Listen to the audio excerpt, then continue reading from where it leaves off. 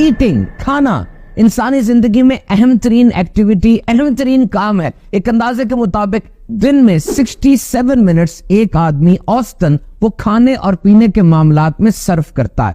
दुनिया में 8 अरब इंसान बसते हैं और सबके खाने पीने का अंदाज भी मुख्तलिफ है, लेकिन इन सब में सबसे बेहतरीन तरीका वो है जो दीन इस्लाम हमें सिखाता है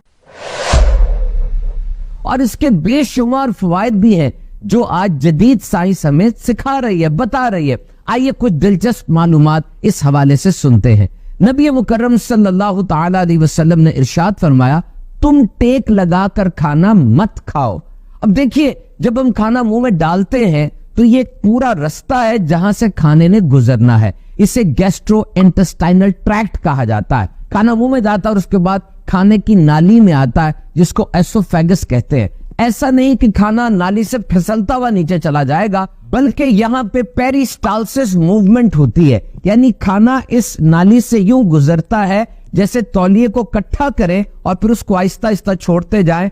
यूं वो खाना नाली के अंदर से गुजरता है और नाली के आखिर में एक दरवाजा है जिसको वेल्व कहते हैं, कार्डियक स्फिंक्टर। ये वेल्व खुल जाता है और वो खाना नाली से पेट में चला जाता है। और अब पेट में मैकेनिकल और केमिकल दोनों तरह की मूवमेंट्स है।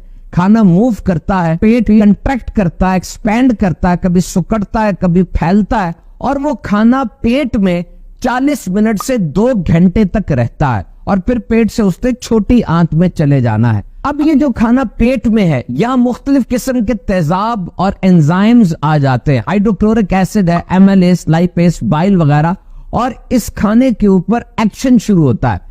ये खाना अब दोबारा नाली में नहीं आना चाहिए। ये वन वे मूवमेंट है, यानी ऊपर से नीचे गया, वापस ऊपर नहीं आना चाहिए। हमारे जिस्म में बहुत सी चीजें ऐसी हैं जो वन वे मूवमेंट है, एक ही तरफ उसका रुख होना चाहिए। जैसे खून जो दिल की तरफ आता है, जिस नाली से खून दिल की तरफ आया उसी नाली से वापस नहीं जाएगा, उसके लिए दूसरी कई नालियां हैं। इसी तरीके से ये खाना जिस नाली से पेट में आया वापस उस नाली में नहीं आना चाहिए। हाँ, जब आप सांस लेते हैं तो जिस नाली से सांस गया उसी नाली से वापस भी सांस आता है, लेकिन खाने में तो उसके खराज की और एक सिस्टम बना हुआ है। और अगर ये खाना पेट से दोबारा नाली की तरफ आए तो ये बड़ी हुसास होती है, कैसी जलन मचती है, तेजाबियत होती है और नुकसान होता है। GERD GERD बीमारी है, एसिड रिफ्लक्स एक बीमारी है जो इस तेजाब के ऊपर आने की वजह से हो सकती है। तो वो आदमी जो सुन्नत के मुताबिक बैठकर खाना खाता है,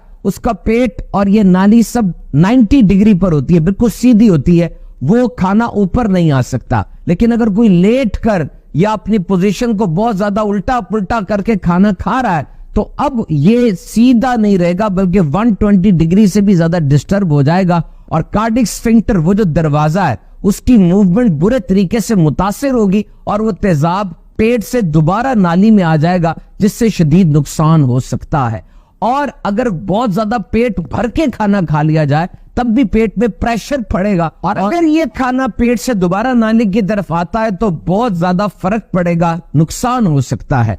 और आज से 1400 साल पहले नबी मुकर्रम सल्लल्लाहु अलैहि वसल्लम ने इन दोनों हवालों से कैसी जबरदस्त रहनुमाई फरमाई। इरशाद आलीशान है, आदमी अपने पेट से ज्यादा बुरा बर्तन नहीं बरता। इंसान के लिए चंद लुकमे ही काफी है जो उसकी कमर को सीधा रख सके, और अगर ऐसा ना कर सके तो फिर 1/3 खाने के लिए, 1/3 पानी के लिए और 1/3 हवा, यानी उसको खाली रखे। 1/3 का फॉर्मूला है जनाब। आप इस तरीके से खाना अगर खाएंगे तो एसिड रिफ्लक्स और दीगर कई